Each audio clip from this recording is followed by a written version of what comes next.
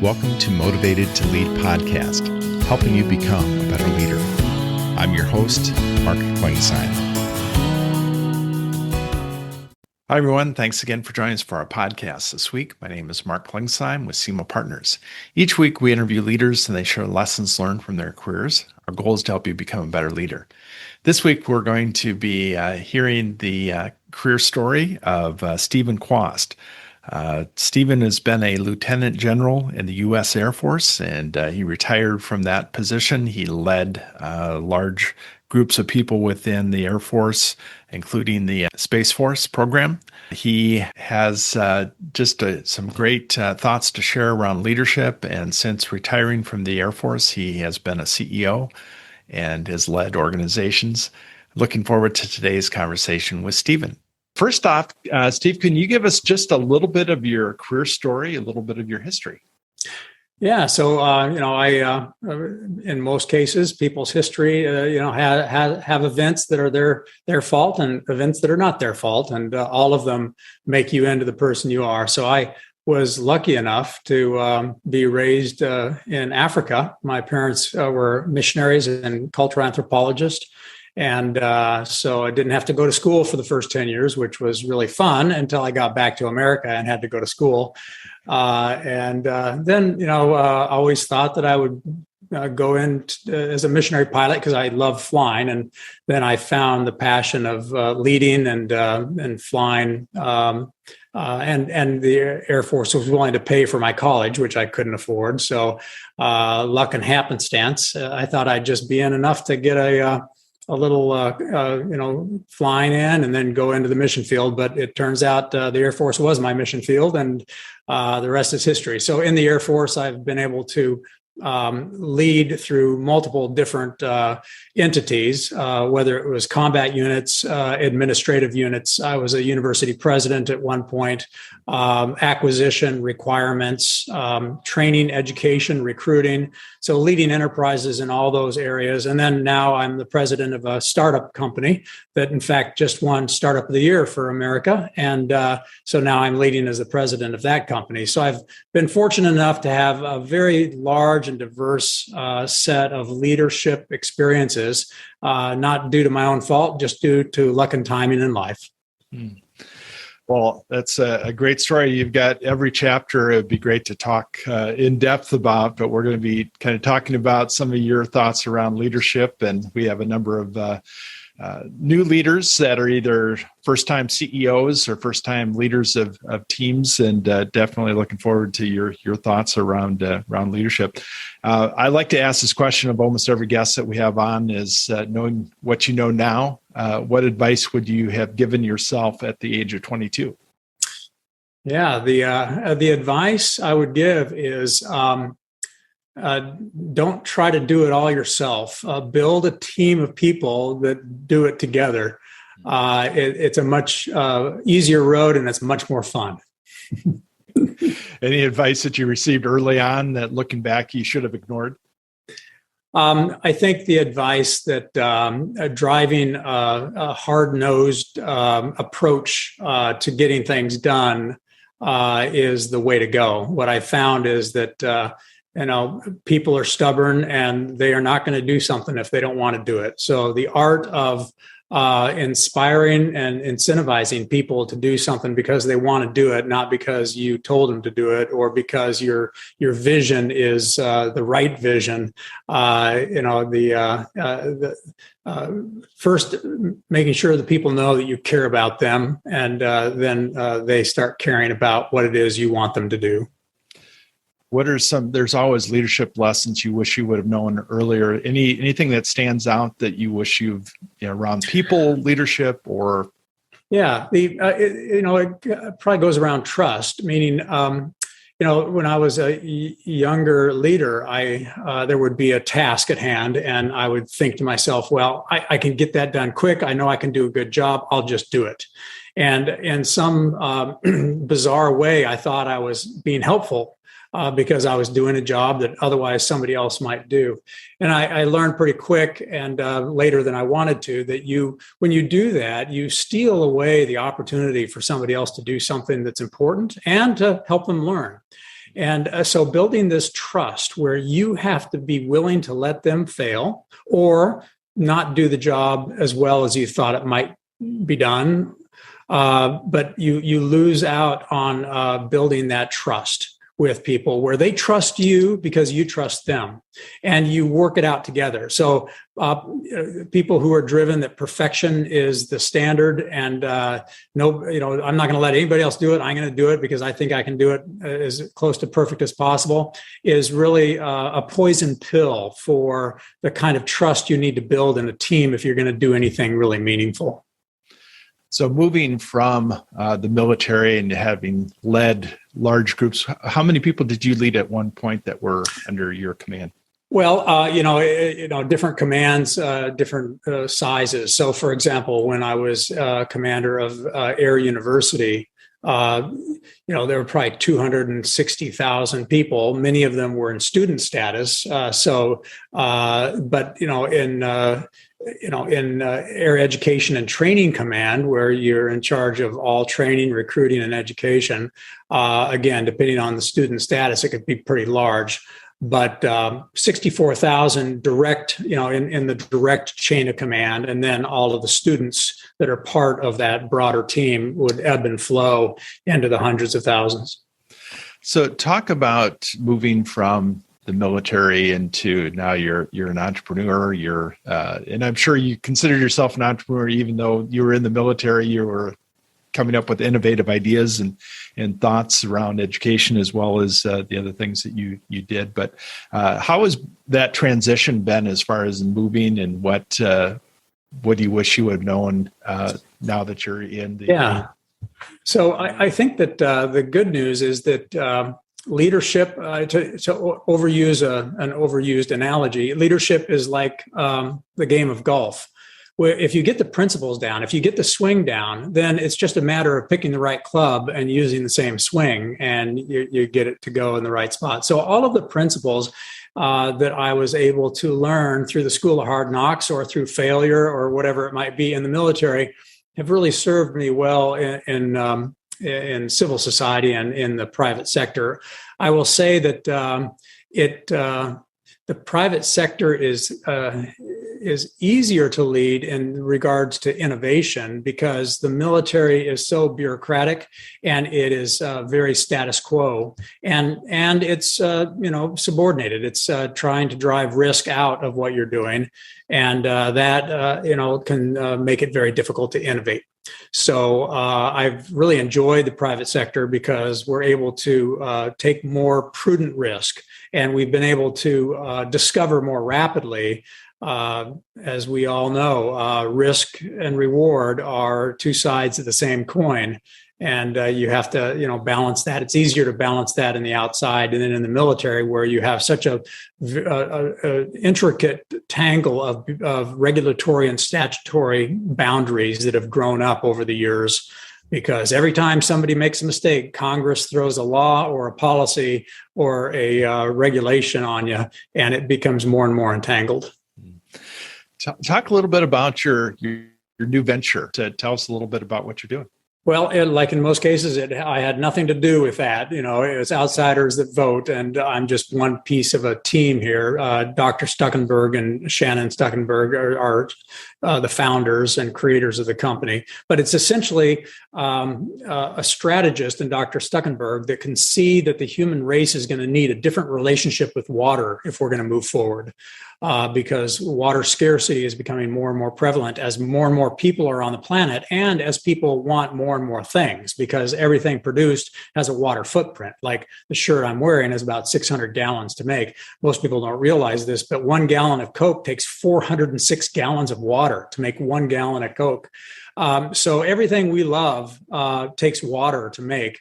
And as he saw this crisis emerging, he got together some of the most renowned scientists and engineers on the planet, and he has a natural network. And they basically have refined and broken through on an invention that can take water out of the air that's all around you right now, but it can bring it out in a responsible way so you can drink that water or use it to grow plants or to do anything you want. And it's affordable. versus before this technique of a liquid to do that work, people would air condition, and that is very expensive. You know, a dehumidifier takes a lot of energy to get even a thimble full of water. So that's the main thing of this company, is that we've broken the sound barrier twice. Once where we figured out how to do this so you can get mass water out of the air. And the second is the energy, where we can do it for affordable energy prices. Wow. That sounds like a game changer as far as in all the areas that are needing that. So you're now working with a board. Any thoughts around that as far as is that a new experience, or have you worked with other boards? No, this idea where you learn from others and you have a large team of people that give you advice is really, really important. It goes back to that first principle I talked about, where get a lot of friends, and the smarter your friends are, the better. And then tell them everything you're doing and let them talk to you, and be humble enough to listen, learn, and change your mind. So I've done that my whole life. When I was a university president, I had a board of visitors, which is basically a board of directors. Sure. And so this is nothing new, and it's a blessing, because the board of directors and the board of advisors we have at Genesis Systems, for example, are former governors, former directors of the CIA, former general officers and admirals, former CEOs, bankers from Goldman Sachs, and all these amazing heavy hitters that have been CEOs of multiple companies that are global. And I get to get that inside information where I say, hey, I'm struggling with this little tiny problem, and they can help me not make the same mistakes they've made. Talk a little bit about your decision-making process. I'm always curious of people that have led people, especially in crisis or in pressure-packed times. Talk a little bit about your process and what you've taught. Yeah, that's a great question, because the mental approach that you make decisions with is really, really important. Most people think that if you just look at the facts closely enough, look at the data clearly enough, that the decision will emerge, and that is a path to success. And that is historically wrong. People can make facts say anything, and the data can be amalgamated to basically point you into any direction. And so there are clever people that make a living on providing you data that leads you right where they want you to go. That's not decision making. That's that's blindly doing things other people tell you to do. Leaders are the ones that set a vision and then take you in a direction that makes what you're doing more useful and more novel, meaning it's new. And so the first thing about decision making is surrounding yourself with very smart people that are creative and that can see a problem through many different lenses. And I would characterize it as holistic, systemic thinkers. And then as a leader, you have to have this intellectual curiosity where you care about everything. And then this voracious appetite of being an aggressive learner, where you're willing to sit down and learn something. And what you find is even an aggressive learner, even with a few hours, can learn something because of the internet and the access to information that makes them more knowledgeable on that subject than most people on the planet, save for the PhDs and the people that do it for a living. So this is a great secret of decision making. And so I'll bring this to a finer point on decision making. But the first is to surround yourself with really smart people that are also intellectually curious and aggressive learners, and then have them bring you opinions about what you do about this data and what it says.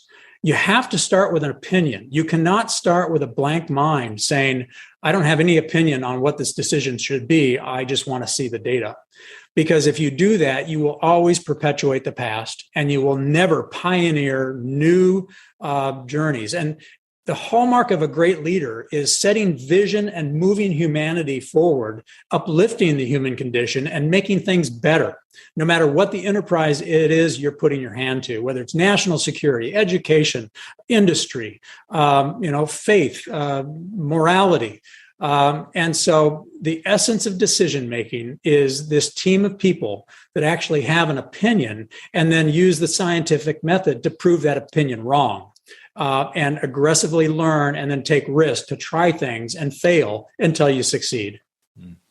Yeah, great advice, great thoughts around decision making. Any books that you recommend to leaders that you would recommend for them to read? Well, yeah, that's one of those classic questions because there's thousands of them out there. There's nothing new under the sun, and smart human beings have been thinking about this art of leadership since the beginning, and many of them have written just very powerful descriptions of how you do it. So I'll give you two very simple ones. One is a practical book that is enduring, but you have to forgive the fact that it was written in the 60s. And so there's some ways of wording, everything is, you got to put it in the culture of the context. And that's one that many people may already be aware of. And it is one of the most time tested and true books of just a practical step by step of what do you do as a leader to be effective. And that's called The Effective Executive by Peter Drucker. I'm sure you've heard it before. So that's kind of the more practical one. The fun one about creativity, that's kind of a starter on this attribute of how do I stay creative when everybody around me wants to just do what's always been done, which eventually will lead you into austerity and into decay and decline and potential disaster, both as a country, as a company. So this perpetual innovation that everybody would like to seek. One of my favorite books on that's kind of a starter, and it's fun to read and it's fast and easy, is called Orbiting the Giant Hairball. So that's one you won't forget the name of. So I'll just put out those two. But I want to make another statement. And this is not, I don't say this because I grew up as a missionary kid or any of that. But I will tell you, I've read thousands and thousands of leadership books. And I read, probably 3 or 4 books a week. And I've done that for over 30 years. So it adds up.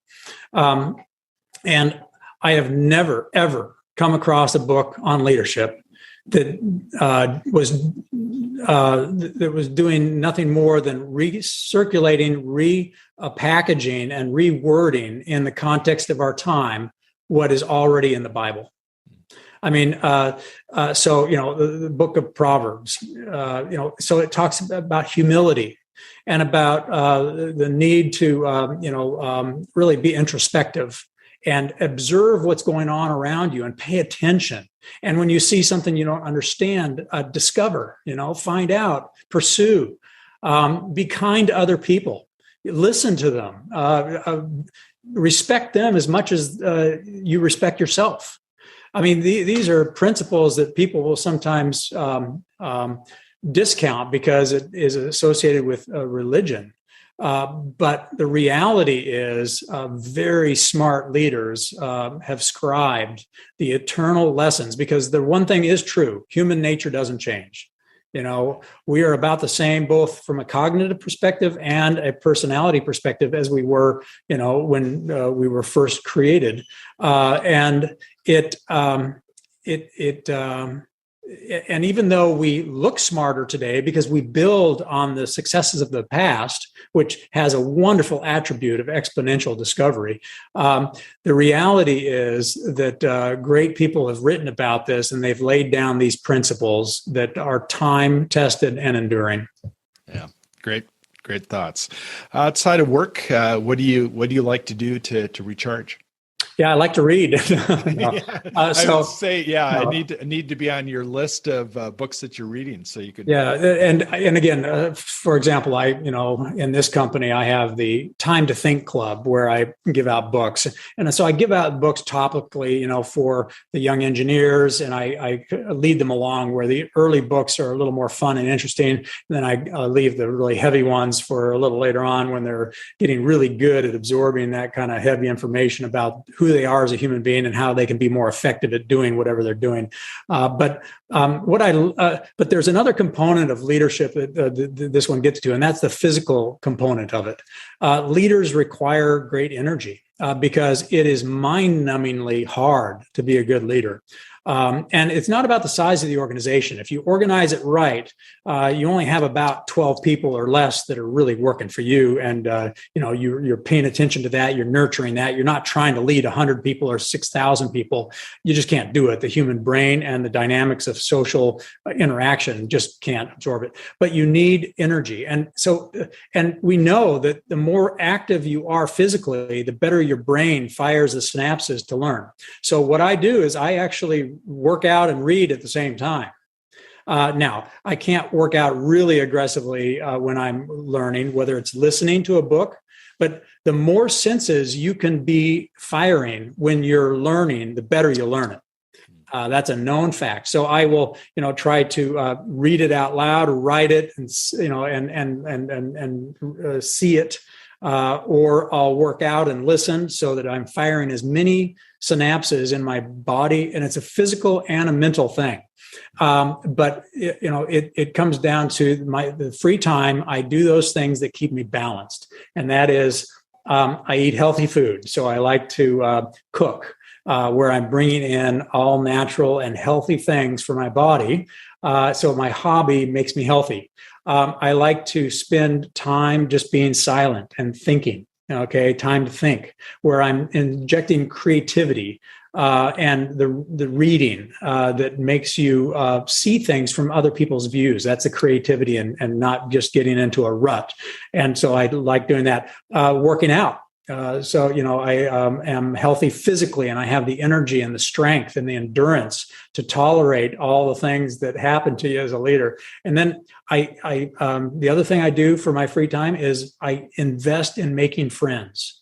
The more friends you have. Now, I don't need a lot of close friends. I have a lot of friends I know, but very few really close friends. But every day I invest in another connection, whether it's deep or shallow. Doesn't matter, a connection to have a network of people that can help me and that I can help, because there's such value and joy in that. These are the habits that make me a strong leader, and they make me happy, and they make me healthy. And so I have specifically done that. And then traveling is the last one that I love to do, but it includes all of those. You're meeting new people, making new connections, learning new things, being exposed to new ideas, and out walking around. I don't take the bus. I walk or ride a bike or run.